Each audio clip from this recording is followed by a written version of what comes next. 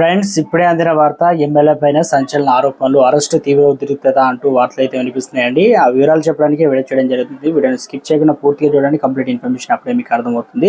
చాలా మంది చూస్తున్నారు కానీ సబ్స్క్రైబ్ మర్చిపోతున్నారండి. దయచేసి ఛానల్ సబ్స్క్రైబ్ చేసుకుని బెల్ ఐకాన్ ఆల్స్ యాప్ చేయండి. ఇటువంటి ఇంపార్టెంట్ ఇన్ఫర్మేషన్ మిస్ అవ్వకుండా మీ ఫోన్ నోటిఫికేషన్ రూపంలో వస్తుందండి.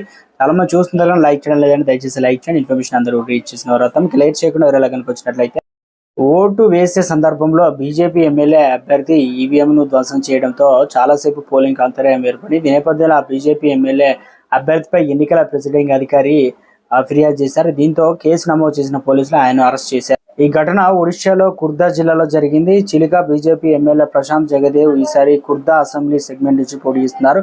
బెగునియా అసెంబ్లీ నియోజకవర్గం పరిధిలో కౌండ్రీ పట్టణంలో అనగా ఆయన ఓటు ఉంది. కాగా శనివారం 6వ దశ పోలింగ్ సందర్భంగా ప్రశాంత్ జగదేవ్ తన భార్యతో కలిసి పోలింగ్ బూత్ కి వచ్చారు. ఈ సమయంలో ఈవీఎం మొరాయించడంతో ఓటు వేసేందుకు కాసేపు వేచి ఉన్నారు. దీంతో ప్రిసైడింగ్ అధికారి ఎమ్మెల్యే అభ్యర్థి మధ్య వాగ్వాదం జరిగింది. దీంతో కోపగించిన ప్రశాంత్ టేబుల్ పై ఉన్నటువంటి ఈవీఎంలు లాగడంతో అది కింద పడి పగిలింది. దీంతో పోలింగ్ అంతరాయం ఏర్పడింది. మరోవైపు ఈవీఎం ధ్వంసం చేసిన బీజేపీ ఎమ్మెల్యే ఆ పార్టీ అభ్యర్థి ప్రశాంత్ జగదేవ్ పై ప్రిసైడింగ్ అధికారి ఫిర్యాదు చేశారు. దీంతో ప్రజాప్రాతినిధ్య చట్టం కింద ఐపీసీలోని పలు సెక్షన్ల కింద పోలీసులు కేసు నమోదు చేసి ప్రశాంత్ అరెస్ట్ చేసి కోర్టులో హాజరుపరిచారు. కోర్టు జ్యుడిషియల్ కస్టడీ విధించడంతో కుర్దా జైలుకు ఆయన్ను తరలించారు.